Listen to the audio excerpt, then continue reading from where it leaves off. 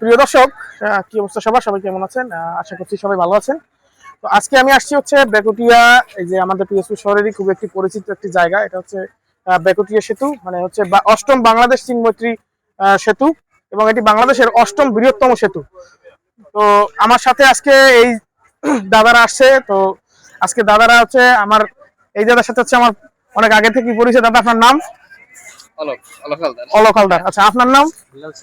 আচ্ছা, আপনার নাম? আমার নাম দীপ্ত হাওলাদার। দীপ্ত হালদার। আপনার নাম? আচ্ছা, ঠিক আছে। সবাইকে অসংখ্য ধন্যবাদ। তো দাদা, আপনি তো হচ্ছে আমাদের সাথে আজকে এখানে আসছেন। তো এখানে আসার পর আপনার কেমন লাগতেছে? এই সন্ধ্যার পরে যে হচ্ছে নদী পাড়ের যে দৃশ্য, এই যে অনেক মানুষ দেখা যাচ্ছে। নদীর পাড়ের দৃশ্য এমন একটা দৃশ্য, প্রত্যেকটা বড় শহর তৈরি হওয়ার পিছনেই দেখবেন যে বড় বড় পাশে নদী আছে। যেমন রূপসার কথা বললে আপনার, যদি রূপসার কথা বলি, খুলনা শহরের পাশে অবস্থিত। তারপর যদি বলি বুড়িগঙ্গার কথা, প্রত্যেকটা নদী ভালো লাগে। আর প্রত্যেকটা শহরের প্রধান আকর্ষণই থাকে নদী, এবং সেখানে পাড়ে গিয়া একটা সুন্দর সন্ধ্যা উপভোগ করা। এখানে তো অনেক লোকজন দেখা যাচ্ছে। তো আপনার আজকে আপনার অনুভূতি কেমন লাগতেছে?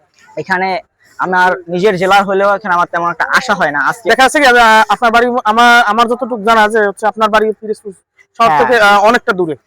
তো আমি পিরোজপুর সদরেই এক সময় থাকতাম, এখন কর্মব্যস্ততার কারণে হয়তো বা ঢাকায় বা বরিশালে থাকা হচ্ছে। কিন্তু আমি এখানে যখন আসতাম, এই যে এত মানুষ এই জায়গাতে এতটা সমাগম হয়েছে, এত সুন্দর মনোরম একটা পরিবেশ তৈরি করা হয়েছে, যেখানে মানুষ দর্শনার্থী আসতে পারে, ঘুরতে পারে, পরিবার নিয়ে আসতে পারে। একটা সেফ জায়গা, দেখলাম সব জায়গায় সিসি ক্যামেরা লাগানো আছে। এটা খুবই সুন্দর। এটা হচ্ছে আমাদের মাননীয় ডিসি মহোদয় এটি সিসি ক্যামেরা চালু করে দিয়েছেন।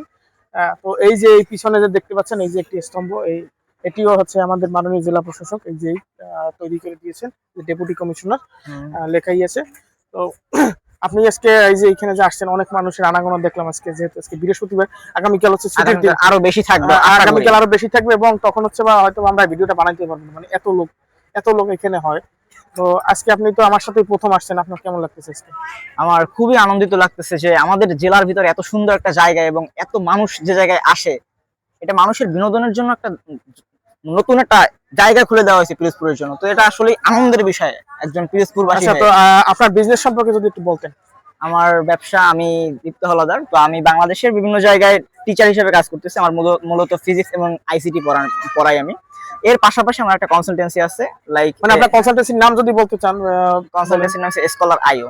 স্কলার আইও। আপনারা কোন কোন দেশের কি বিষয় নিয়ে আপনারা কাজ করেন? স্টুডেন্ট ভিসা নিয়ে মূলত। অনলি স্টুডেন্ট ভিসা, শুধু স্টুডেন্ট ভিসা নিয়ে আপনারা কাজ করেন। তো প্রিয় দর্শক, শুনতে পেলেন যে এই এই ভাইয়ের, মানে হচ্ছে আমার এই দাদার কি হচ্ছে একটি কনসালটেন্সি আছে, এবং তাছাড়াও উনি প্রাইভেট পড়ান। তো আপনাদের যদি কারো স্টুডেন্ট বিষয়ে বিদেশ যাওয়ার প্রয়োজন হয়, বা ইউরোপে, বা আপনি কি ইউরোপের? ইউরোপ, এশিয়া সহ কানাডা, ইউএসএ, মোটামুটি সব দেশেই, যে সব দেশে স্টুডেন্ট ভিসা নিয়ে কাজ করা যায়। আপনারা যদি কেউ বিদেশ যেতে ইচ্ছুক বা আগ্রহী যদি থাকেন স্টুডেন্ট বিষয়ে পড়তে যাওয়ার জন্য, তাহলে হচ্ছে এই দাদার সাথে যোগাযোগ করতে পারেন। আমি স্ক্রিনে ডেসক্রিপশন বক্সে এই দাদার ফোন নাম্বার আমি দিয়ে দিব। তো দাদা, আপনি হচ্ছে এই যে বেকুটি ব্রিজ থেকে তো আসছেন, এখানে কিছুদিন আগে হচ্ছে একটা অনাকাঙ্ক্ষিত ঘটনা ঘটেছে, যেটা আমাদের কারোই কাম্য নয়। যেমন হচ্ছে 400 মিটার তার ব্রিজের এপার থেকে চুরি হয়ে গেছে। এই বিষয়ে যদি আপনি কিছু বলেন। এই বিষয়ে প্রশাসনের আরো লক্ষ্য রাখা উচিত ছিল, আমার এটা বলে মনে হয়। কিন্তু এক সাইড দিয়ে চুরি হয়েছে, অন্য প্রান্ত দিয়ে কিন্তু চুরি হয় নাই। আবার একটা জিনিস লক্ষ্য করলে দেখতে পারবো, যে প্রান্ত দিয়ে চুরি হয়েছে সেই প্রান্তই কিন্তু আমাদের এই বিদ্যুৎ নাই, সেই প্রান্তটাই কিন্তু আমাদের সবচেয়ে বেশি লোক সমাগম হয়। তো সেই প্রান্ত দিয়ে চুরি হওয়ার বিষয়টা আসলে একটু দৃষ্টিকটু মনে হয়। তো এটা যদি প্রশাসন আরেকটু ভালোভাবে পর্যবেক্ষণ করতো, আমার মনে হয় এটা সলভ করা সম্ভব ছিল। আচ্ছা, আমরা তো আজকে আসছিলাম মূলত এই ওয়াটার ফলসটা দেখতে। তো এইখানে আজকে আমরা এখানে রেস্ট্রিক্টেড এখনো ঠিকভাবে, মানে আমার মনে হয় টাইলস এর কাজ চলছে, যে জায়গায় নতুন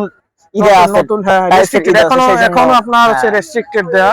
তো আজকে আমাদের সাথে মজা করতে পেরে আপনার কেমন লাগছে? খুবই ভালো লাগছে। আমার ফ্রেন্ডরা দেখা হচ্ছে অনেকদিন পরে। আমি এই জায়গায় আসি না, আমি তো বললাম যে আমার অনেক আশা হয় না, এদিকে আশাই হয় নাই। পিরোজপুরে আসছে সেই 2020-19 সালে আমি ছিলাম পিরোজপুরে। দীর্ঘ 6 বছর পরে, 5 বছর পরে পিরোজপুরে এই জায়গায় আসছি। এরপরে এই ফ্রেন্ডদের সাথে, যারা আমি একসাথে যাদের সাথে স্কুলে পড়ছি, তাদের সাথে দেখা হচ্ছে। স্কুল ফ্রেন্ড মানে একটা অন্যরকম ইমোশনের জায়গা, এটা আপনি নিজেও জানেন, সবাই জানে। কলেজে ফ্রেন্ড, স্কুল ফ্রেন্ডের সাথে অনেকদিন পরে দেখা হলে হচ্ছে আপনার ইমোশনের জায়গা, এক প্রকার একটা অন্যরকম অনুভূতি কাজ করে মনের মধ্যে। হ্যাঁ, তো এখন তো প্রায় আমরা আসতে আসতে হয়তো বা সন্ধ্যা হয়ে গেছে, এখন রাত হয়ে গেছে প্রায়। তো এখন রাতে আপনার কেমন লাগছে? একটু আগে তো দেখা যাচ্ছে সন্ধ্যা ছিল। হ্যাঁ। এক এক সময় যেহেতু নদীর পার এক এক রকম লাগে, তো এখন দেখা যাচ্ছে যে বাজে সন্ধ্যা প্রায় 7টা থেকে 8টা বাজে। এখন লাইট গুলো জ্বলছে, একটু আগে লাইট জ্বলেনি, ব্রিজের লাইট আমরা দেখতে পাচ্ছি জ্বলছে। তারপর কিন্তু কিন্তু এইটা যদি কিন্তু আমাদের এক পাশের ব্রিজের লাইট কিন্তু জ্বলছে। জ্বলতেছে না, এটা তো এইটা চুরি হয়ে একটা গেছে খারাপ যেটা খারাপ বললেন। লাগার হ্যাঁ, বিষয়। খারাপ লাগার বিষয়। প্রশাসনের প্রতি আমার আকুল আবেদন যে হচ্ছে এই ধরনের অপকর্ম যাতে আর না হয় ভবিষ্যতে, তো আপনারা এই বিষয়ে খেয়াল রাখবেন। তো দাদা, আপনাকে অসংখ্য ধন্যবাদ আচ্ছা, আপনাকেও ধন্যবাদ। আপনার মূল্যবান মতামতের জন্য এবং মূল্যবান বক্তব্যের জন্য। আপনাকেও ধন্যবাদ দাদা। আর আচ্ছা, দাদা ধন্যবাদ। চ্যানেলটা সবাই সাবস্ক্রাইব করে দিয়েন।